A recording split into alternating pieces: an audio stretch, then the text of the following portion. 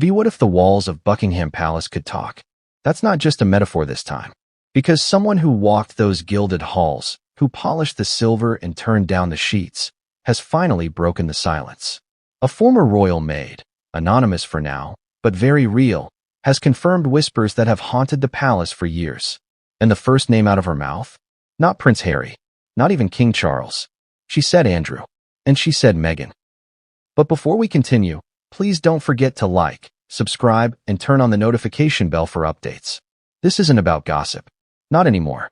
This is about the rot at the foundation of a monarchy that's already struggling to hold itself together.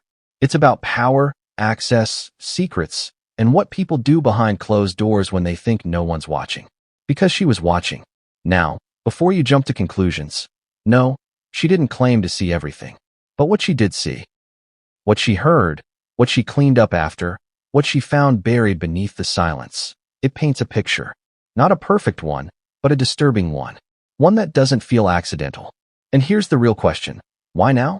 Why would a palace employee, someone trained to be invisible, someone who knew the risks, speak out now? Why break a non-disclosure agreement, risk legal consequences, face the wrath of one of the most powerful institutions in the world? Unless what she saw had become too much to carry. We're talking about repeated, unexplained late-night visits, rooms that weren't assigned, objects left behind in places they shouldn't have been, and a partially burned letter that may change the way we look at Meghan Markle's entire relationship with the royal family. But before we go further, let's be clear. This story isn't about slut-shaming or scandal for the sake of it. It's about betrayal, of roles, of expectations, of loyalty. It's about the silence demanded inside the palace, and what happens when one person refuses to keep it. Because behind the carefully choreographed public appearances and tight-lipped press statements, there are private moments, hidden dynamics, and in at least one corridor of the royal residence, something else, something unspoken. Until now, we're going to unpack everything. The maid's first-hand account, the night she says everything changed, the item she found in the fireplace, and the real reason she says she was removed from the palace without warning. But first, why did Meghan Markle keep appearing in Prince Andrew's private wing long after she had reason to be there? That's where this begins. Why would Meghan Markle, the Duchess of Sussex, find herself repeatedly wandering into the private wing of Prince Andrew, long after her official business in the palace was done? That's what the maid asked herself. At first, she chalked it up to misdirection. Maybe Meghan got lost. New royals often do. The palace is a maze of locked doors, creaky staircases, and dimly lit corridors that seem to shift depending on who's watching. But this wasn't once. It wasn't twice. It was routine. The first time, she noticed Meghan's scarf draped over a chair in the East Wing, Andrew's territory. No one else was there that day. Not officially. And the scarf didn't match what Meghan had worn during her public engagement that morning. Different texture. Different perfume. Something floral, sharper than usual. The maid knew because she picked it up. She folded it, and she logged it in the unspoken mental catalog that every long-serving palace employee keeps, the one where questions go unanswered and patterns quietly form. The second time, it was a pair of heels. High, nude-toned stilettos. Dust on the soles. Dust from a hallway that hadn't been cleaned that week. A hallway that led only to two places, a storage closet and Andrew's drawing room. By the third time, it wasn't about forgotten clothing anymore. It was the silence that followed. Meghan had come in from the south entrance that evening, long after official business hours. She was dressed differently than earlier in the day, more relaxed, the maid said. Her hair loose. No security with her, which was unusual. She didn't say where she was going, and no one asked. You don't question that kind of silence in the palace. You just listen to it. But it was the expression on her face that stood out most. Not fear. Not nervousness. Comfort. Familiarity. That's when the maid started writing things down, not in an official log, but in a private notebook. She called it her Whispers book, a small, leather-bound journal she kept tucked behind her toiletries. It was where she recorded the small things that didn't sit right, the moments that clashed with protocol. She'd done it for years. But she'd never expected to write the same two names on so many pages, over and over again. Andrew. Meghan. Was it paranoia? Maybe. But the palace has a way of making you question what you see, then punishing you for believing it. Still, She kept writing. And then came the night of the tray service, when everything clicked into place. That night changed everything. You don't forget the sound of a lock turning twice. Especially not when it comes from a door that should have been left open. Because no one was supposed to be inside. The maid had been called to deliver a late-night tray to Prince Andrew's quarters. That wasn't strange in itself. He often requested items late. A bottle of water, a warm towel, sometimes even a plate of fruit. But the timing was off. The request came not from Andrew's usual valet, but from an unfamiliar voice over the intercom. Clipped, female, and rushed. She took the tray, walked the narrow corridor. The lights were dimmer than usual. Someone had turned off the chandelier. And as she approached the door, she heard it. Not voices, not footsteps. Laughter. Soft. Close. Then silence. The door was cracked just enough for a sliver of light to spill into the hall. She raised her hand to knock, hesitated.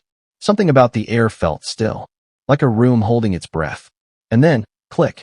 The sound of the lock sliding from the inside. When the door opened, it wasn't Meghan standing there. It was Andrew. He looked startled. Not angry. Not hostile, just surprised. She offered the tray. He took it quickly. His sleeves were rolled, collar loose, cheeks slightly flushed. He said nothing, just nodded and stepped back inside. And that should have been it. Just another odd encounter filed away. But as she turned to go, she saw it. The edge of a dress, emerald green, draped over the back of the armchair inside the room. The same color Meghan had worn during her engagement earlier that week. But she hadn't been seen in that part of the palace since. She walked away, slowly, her mind spinning. Then, not 2 minutes later, she heard the footsteps. Quick, deliberate, bare. Meghan appeared from the side hallway, not the main corridor. Her hair was loose, face calm. She didn't look at the maid. She walked past, barefoot, heels dangling from her fingers. And she was humming. Something faint. Something familiar. That's when the maid's hands started shaking. Because it wasn't the awkwardness that unsettled her. It was the normalcy, the quiet rhythm of something that had clearly happened before. She returned to her room, closed the door, and wrote it all down. She knew better than to speak about it aloud. Palace ears are everywhere. But paper was still safe. Until it wasn't. Because a week later, she was asked to clean a fireplace she had never been assigned to before. A disused guest room on the far edge of Andrew's wing. And in the ashes, something waited. Fireplaces don't usually hold secrets. But this one did. The maid hadn't been assigned to that room in months. It was a former guest suite, mostly unused except when minor royals or distant cousins visited during ceremonial events. So when she found her name scrawled in the day's task roster beside it, something didn't sit right. Still, orders were orders. She unlocked the door, stepped inside, and was immediately hit by the cold. The heating hadn't been turned on, though it was late autumn. The curtains were drawn. The bed was untouched. But the fireplace was different. There were remnants of a fire, even though lighting one hadn't been approved for that wing in weeks. Scattered ash, burnt wood, and in the center, something half-buried. She knelt down. It was a fragment of paper, folded over, browned at the edges. Most of it had been reduced to smudged ink and curling fiber. But one corner was intact. Miraculously, untouched by flame. She pulled it out gently, brushing off the ash. And what she saw stopped her cold. The handwriting was familiar. She had seen it countless times before, on thank you cards, scribbled notes to the kitchen staff, place settings for charity events. The distinctive slope of the M, the open loops, the curved tails. It was Meghan's handwriting. Only this time, it wasn't a note of gratitude. It was a letter. And though much of it was unreadable, a few lines stood out. I haven't stopped thinking about last Tuesday night. You said you'd talk to her. I just need to know this is real. Tell me it wasn't just the palace air. And then, near the bottom, one word, underlined 3 times. Soon. The maid stared at it, pulse thudding in her ears. She read it again. And again. The phrases didn't feel like harmless flirtation. They didn't sound like metaphors. This wasn't some inside joke between friends. This was personal. This was intimate. And suddenly, the scattered late-night visits, the dress on the chair, the barefoot hallway walk, they all clicked into place. She tucked the fragment into her apron, unsure what to do with it. Couldn't report it. There was no one to trust. Couldn't keep it. What if they searched her room? So she placed it between the pages of her Whispers book. A quiet record of what she now believed to be something much bigger than rumor. Because if this letter was what it looked like, then Meghan hadn't just broken trust. She may have crossed a line the palace wouldn't tolerate. But what the maid didn't know, what she couldn't have known, was that someone had already discovered her notebook. And within days, she'd be gone. She never got to pack her things. One morning she was there, humming softly as she laid out the silver for breakfast service. That afternoon gone. Room cleared. Name wiped from the schedule like she never existed. No goodbyes. No formal dismissal. Just silence. It was another maid, new, barely trained, who let it slip. They said she was reassigned. The girl muttered, not meeting anyone's eyes. Urgent transfer. Overseas. Some private residence. But everyone knew that wasn't true. The palace doesn't do urgent transfers. It's a machine built on routine, predictability, control. So when someone disappears overnight, especially someone who's worked there for years, it means one thing. They saw too much, and they were dealt with. The Whispers book? Gone. The fireplace letter? Gone. The only trace left behind was a single note found tucked into the sleeve of a uniform in the laundry chute. It wasn't signed, but the handwriting, curved, looping, precise, was hers. I kept quiet for too long. I wrote what I saw. If you find this, be careful who you tell. That's all. No names. No accusations. Just a warning. But here's where the story twists. Because months later, long after the maid had vanished from palace memory, her testimony resurfaced. Not in the press. Not even in the royal inner circle. In court. A quiet legal dispute over a non-disclosure agreement. Redacted case files. A whistleblower hearing. And buried deep in a transcript, hidden between procedural jargon and legalese, were fragments of her statement. Descriptions of late-night meetings. Of personal items found in rooms they didn't belong in. Of a letter, partially burned, written in handwriting she swore under oath belonged to the Duchess of Sussex. They tried to bury it, but something leaked. A journalist found it, quietly passed it on. And now, for the first time, the story that was never meant to see daylight is out in the open. But the most chilling part? Her last known communication wasn't about Meghan. It wasn't even about Andrew. It was a voicemail. Deleted, but recovered, from a phone tied to an old palace staff line. The audio is muffled. She's speaking fast, nervous. You can hear the tremble in her voice. She says, I wasn't supposed to see the guest list. He wasn't meant to be there that night. He brought her in through the garden entrance.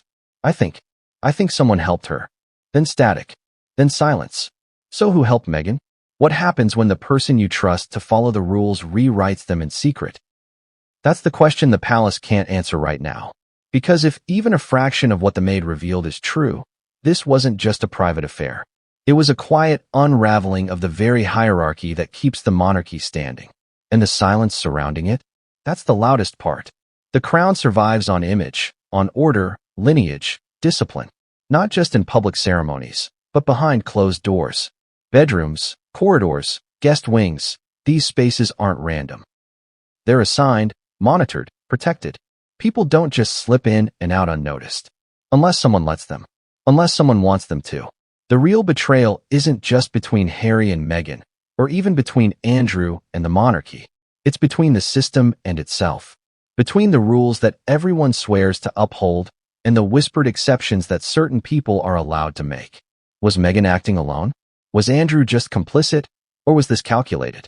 And perhaps more disturbingly, who in the palace let it happen? That's what lingers. Not the rumors. Not even the letter. But the possibility that the royal machine isn't as airtight as it wants us to believe.